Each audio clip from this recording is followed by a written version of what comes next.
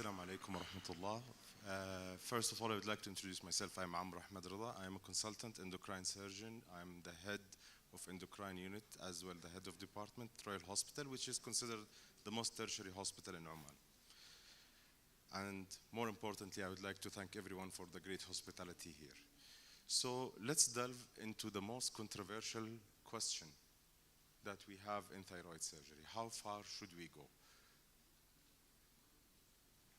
So I will not cover the incidents because it has been covered many times today.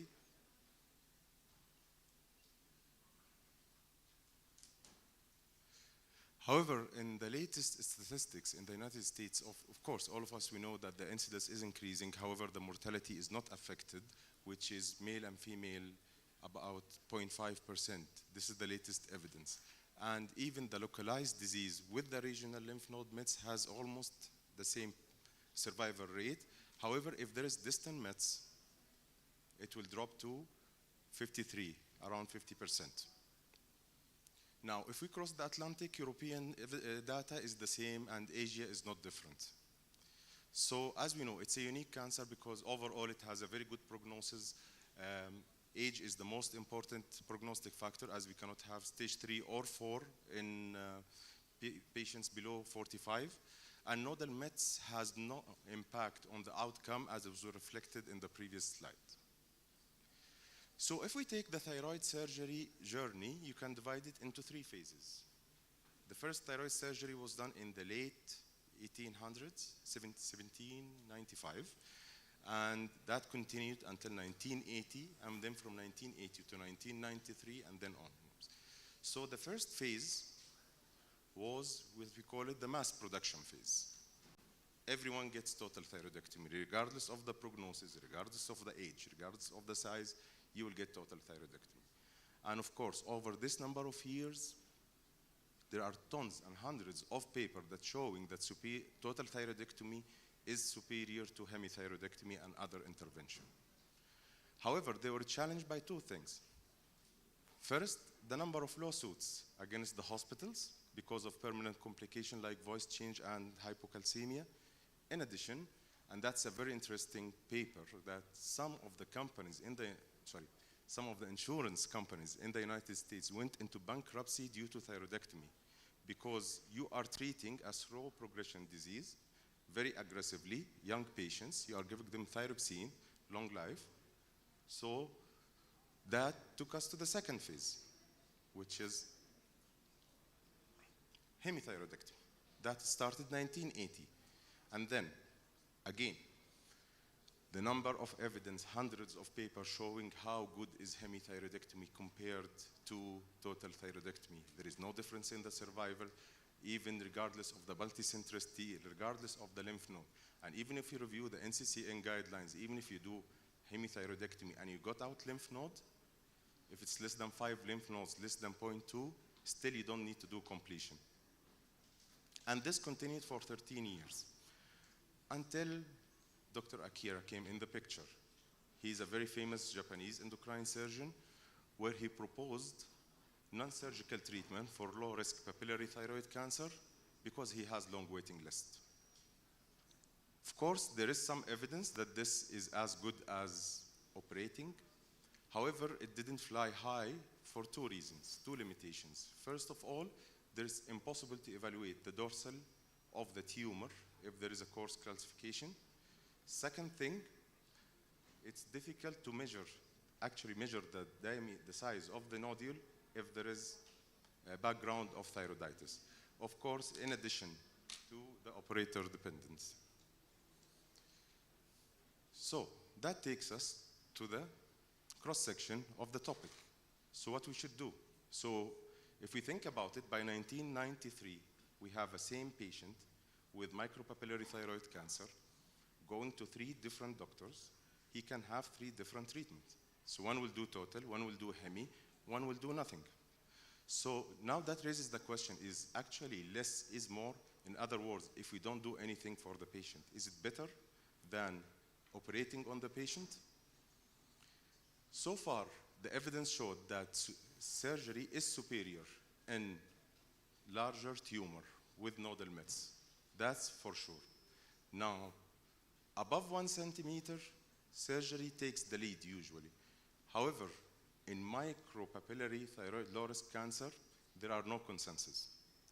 There is one interesting thing, I'm not sure of the evidence of it, but it was written in one of the journals that one of the big European centers conducted a study about randomized controlled trial of conservative management of low-risk papillary thyroid cancer. And so if you are the patient, imagine we worked you up, we found that you have cancer, but don't worry, we are not going to do anything for you. We will wait until the cancer gets bigger or it metastasizes. And if you are honest enough, you will tell the patient that once it gets distant mets, his survival drops from 98.5% to around 50%. And you can expect the result. 60% of the control arm escaped. They just vanished. They never showed again to the hospital. So, as the incidence of detection of small low-risk papillary thyroid cancer increased, this sparked the discussion about treatment option. So rather than not doing anything and telling the patient, they suggested why not to do thermal ablation. Already we have a lot of papers supporting that thermal ablation is good and has excellent outcome in benign thyroid nodules.